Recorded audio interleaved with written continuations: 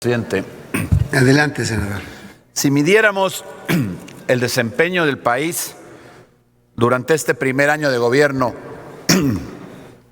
en términos de la escala de Andrés Manuel López Obrador, todos deberíamos estar completamente felices porque vamos requete bien.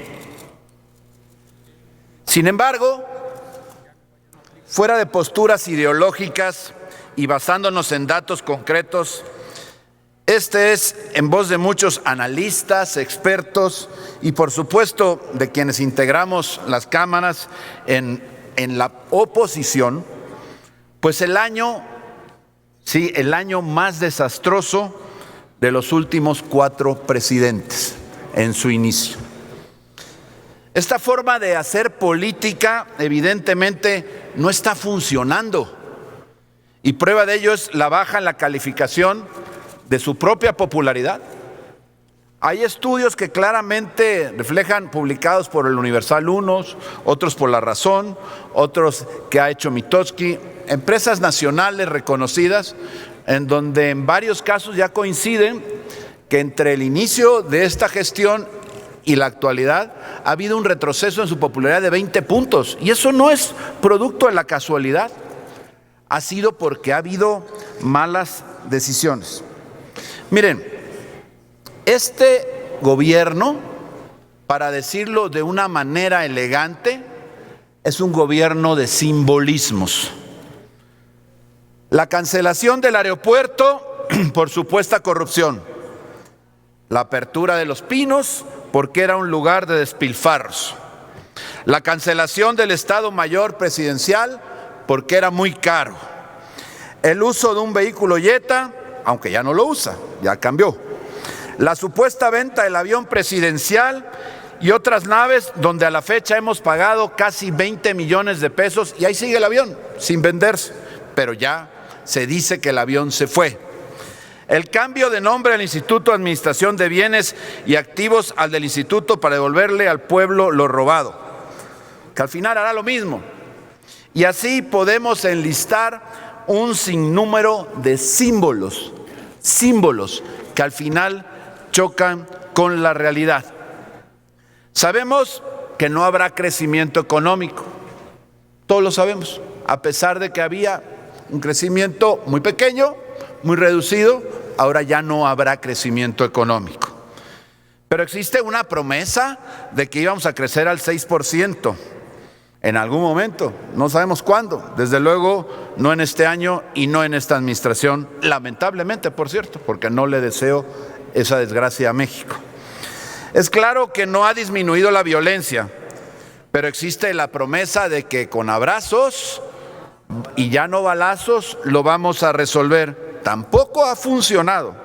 Es claro que no ha desaparecido la corrupción, pero bueno, ya sacamos pañuelo blanco, como si eso fuera suficiente para decir, porque lo dice el presidente, todo tiene que ser verdad. Pues no, señor presidente, la corrupción nos ha acabado, lamentablemente. Hay una cosa que realmente lastima a la población, que cuando se habla del ataque o el combate precisamente a este mal que ha llevado el país a esta desgracia, simplemente se habla a costa de la eficacia. Se pretenda combatir la corrupción a costa de la eficacia. El día de hoy, el dictamen que estamos discutiendo, al final lo que nos ofrece es la propuesta en los términos del presidente.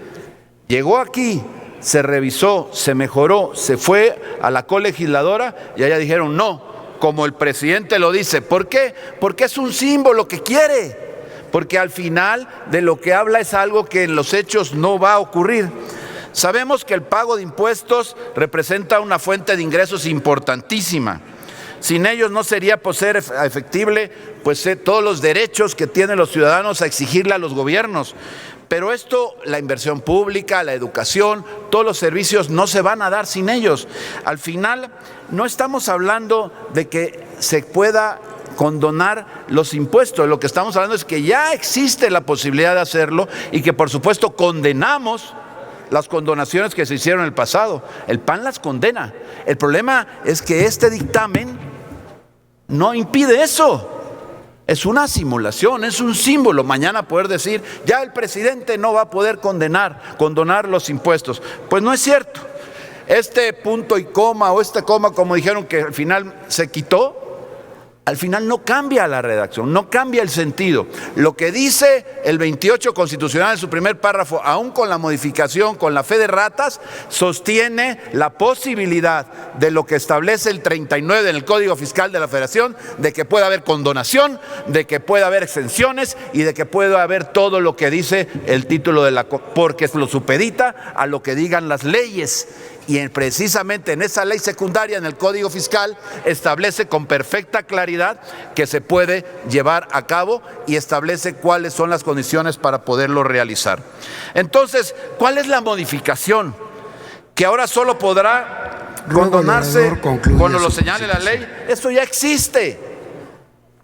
Si vamos a modificar, si decían, vamos a poner lo de la condonación en el texto constitucional en el 28, pero al final le dejamos la puerta abierta en la ley secundaria, pues ¿cuál es la diferencia?